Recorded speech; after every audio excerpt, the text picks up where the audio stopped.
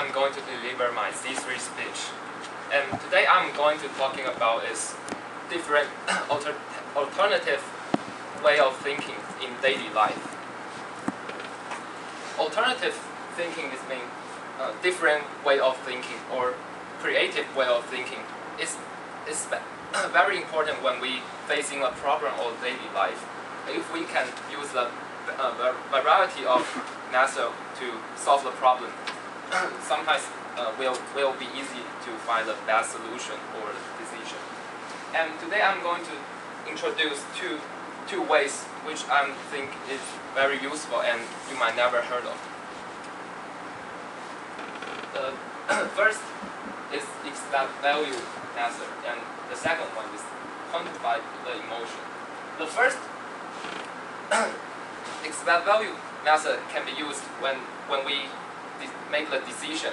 I think it is probably the most important thing when we learn the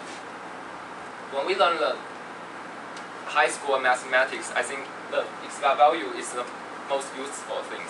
We don't have to use the cycle sign or even calculus in daily life, but it's useful to use the expect valuation when we decide the things.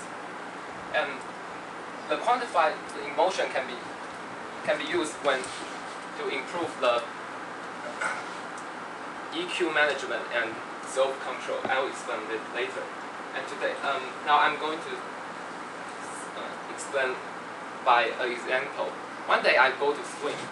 I go swimming, and I have two choices. I have to leave the bag on the locker room or on the shelf. So I have two decisions: to put the bag in the locker or to put it on the shelf. If I put it on the locker, it costs me 20 NT dollars, but it's safer. If I put it on the shelf, it costs nothing, but it's safe. It might be stolen. And now we apply the expect value thing. We have two assumptions. And if we put it in the locker, it costs 20 NT dollars. And if we put it on the shelf, we use the formula. Expect value is the summation of expect value multiplied by possibility. So we have, if the bag costs 20,000, probably there's a notebook inside. And if we lost it, we lost 200,000, and the possibility is 1%. And we can calculate the expect value of the money lost. So in this case, we should put the bag in the locker. And in another example, if the bag just there's a wallet inside and just 200 NT dollars, and we can calculate the expect value of money lost. If we put the bag on the shelf, it's 2 NT dollars. In this case, obviously we should put the bag on the shelf. And now I'm going to introduce another way. It's called quantify the emotion. It means to rating your emotion or feeling to quantify it into a number. For example, Dalai Lama once said, "The practice of tolerance one's enemies the best teacher." And then how do we practice the tolerance? Now I'm going to introduce a method called irritation list, and it's used by quantify the emotion. Example, when watching movie, we have a lot of pet peeve. We can quantify the feeling of it.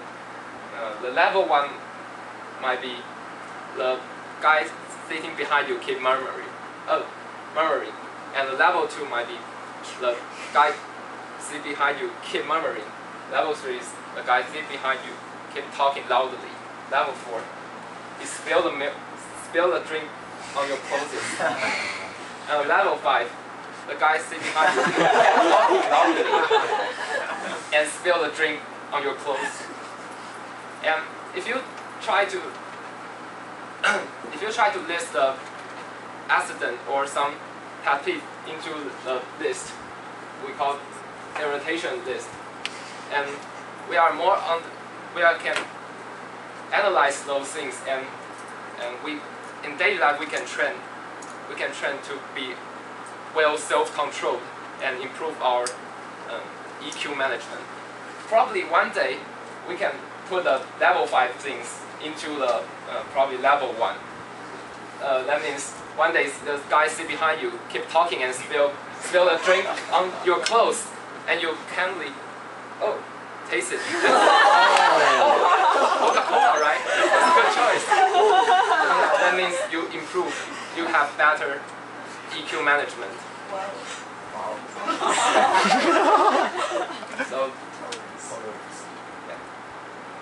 So I encourage you to think out of the box and try alternative way to solving the problem or making a decision. And